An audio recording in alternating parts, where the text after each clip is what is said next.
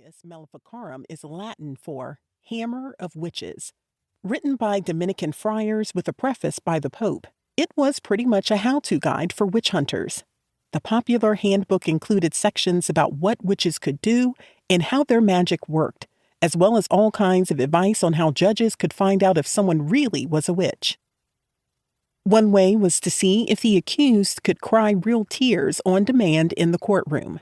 If someone is a witch, the guide says, she will not be able to weep, although she will assume a tearful aspect and smear her cheeks and eyes with spittle to make it appear that she is weeping. Wherefore, she must be closely watched by the attendants. In other words, she might try to fake it, so watch carefully to make sure she doesn't dupe you. The handbook encouraged judges to torture accused witches to make them confess, and to keep trying because sometimes the devil helps them stay quiet for longer than you'd expect. Also, don't let the witch touch you. You might want to carry some salt that was blessed on Palm Sunday or special herbs for protection. And make sure the witch doesn't have a chance to look at you before you look at her. Otherwise, she might be able to mess with your mind, so you'll let her go free.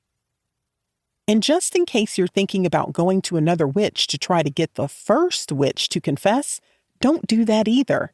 God wouldn't like it. Witchy women? In case you're wondering why the Malleus Maleficarum kept using the pronoun she, it's because most people accused of witchcraft in Europe and later in the English colonies were women. The book's authors said that's because women were weaker and not as smart as men. No doubt you've guessed by now that the authors of this book were men. Since women are feebler both in mind and body, it is not surprising that they should come more under the spell of witchcraft. A later book written by William Perkins, yep, also a man, said the same thing. And in all ages it is found true by experience that the devil hath more easily and oftener prevailed with women than with men. A Discourse of the Damned Art of Witchcraft, 1608. That book was widely read by the New England ministers who would later play a role in Salem's witch trials. European officials tried all kinds of bizarre tests that they thought would prove someone's guilt or innocence. For example, if a woman could carry a hot iron in her bare hands with no real injuries, she was in the clear. Need another test to find out if someone is a witch? Throw her in the water to see if she drowns. If she doesn't, then she's definitely a witch. If she does drown, it's proof that she was innocent all along. There were two big waves of witch hunts in Europe, one in the 1400s and 1500s, and another in the 1600s. The process of being tried and punished for witchcraft varied from country to country.